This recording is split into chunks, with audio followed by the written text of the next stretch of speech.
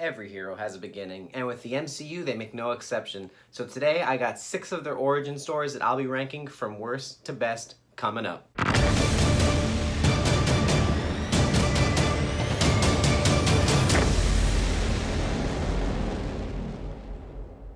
What is up, guys? Rye the Movie Guy here. Thank you for coming by. If this is your first time, I want to welcome you all to my channel.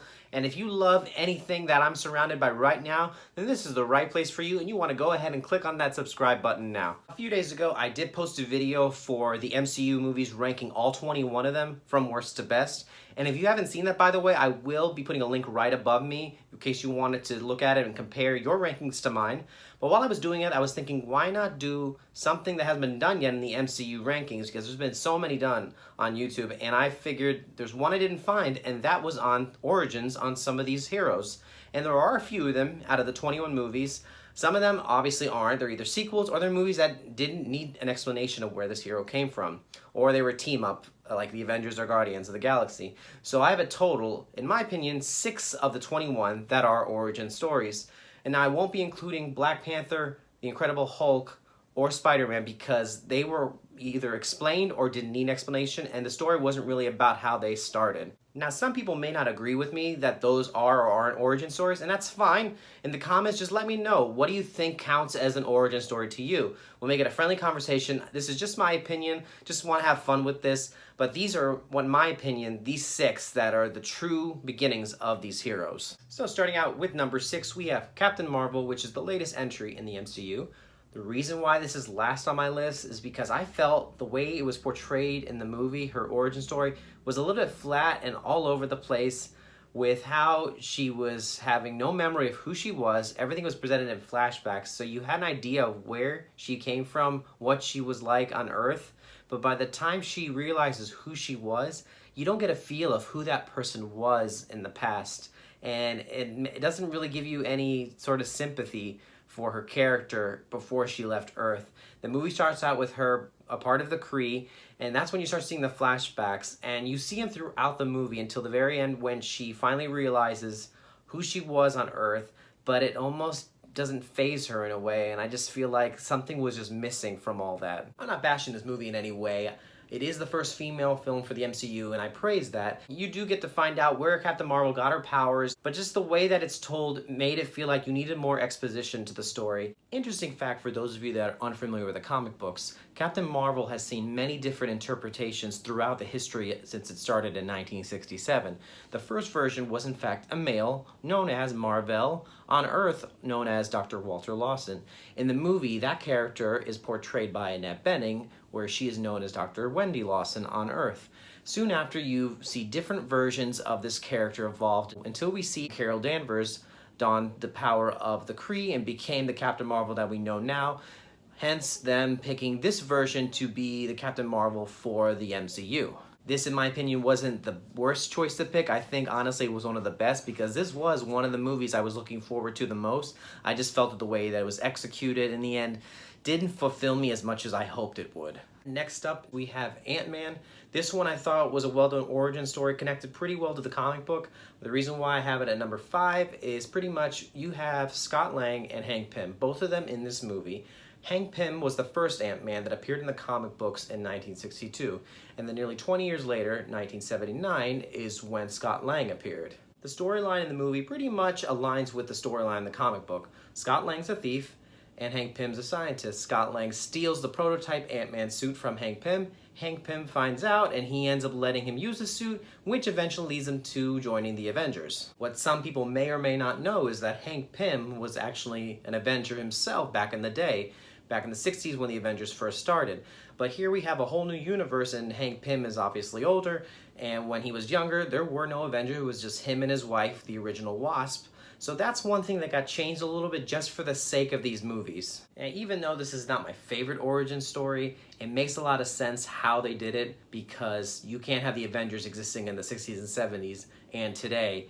So it fits together for the purpose of this movie. Coming in at number 4 is Doctor Strange. Now this one, in my opinion, aligns so closely to its source material, and it's dating back as far as the first comic book that was released in 1963, And the story is just like the film, about an egotistical, conceited surgeon that cares about nobody and nothing except his own career, eventually getting into a car accident, damaging the use of his hands, and eventually seeking the Ancient One, which introduces him to the world of the mystic arts. I'm all for stories that deal with a hero going through their own journey and redeeming something about themselves inside. And this movie's no exception. You have Doctor Strange, like I said, he's one egotistical jerk. He loses the use of his hands in that accident and eventually comes to terms with it and learns, instead of helping himself, helping others with the power and gifts that he's given. And an interesting fact for anyone that doesn't know about the comic books, the Ancient One that was portrayed by Tilda Swinton in the movie was actually an elderly Asian man in the comic book. Why for the gender switch? I can't really say, though I have to admit Tilda Swinton did a pretty good job playing the role. Overall, I think this was a good origin story that was brought to the screen, telling the story of a man that has to go through something tragic in order to realize what he's capable of and what he's capable of giving to the world. Coming in at number 3 is the first installment of Thor. Now I know some of you might be thinking this isn't really an origin story, but let me explain to you why I think it is. Thor is the god of thunder, and an arrogant one at that. His father, Odin, eventually exiles him to Earth and strips him of all his powers, taking away the power of his hammer, and until he can prove himself worthy, he is just human. And this is where I think the origin part comes in my opinion. He comes down to Earth, he's human, he's like he's starting from square one again. He has to figure out who he is and have to prove to himself that he's worthy of getting those powers back, because he felt what it was like to have those powers and be the god of thunder. So it's just him rediscovering himself. So they played it off really well in the film. The only differences from the movie back from the comic book was the way that he lived on Earth in the comics. Odin still exiled him, obviously, down to Earth, but in the comic books, he was a doctor and went by the name Donald Blake. Now in the movie, there's a nice little reference where he's wearing a coat and you see a little sticker that says, "My name is Donald Blake." So that's a nice little reference there to the original origin, Earth origin, I should say, of Thor. But I have to say, this is one of the better origin stories that came really close to the source material. Coming in at number 2 is Iron Man, and this is the one that opened the doors to the MCU, and what better way to do it than with an origin story.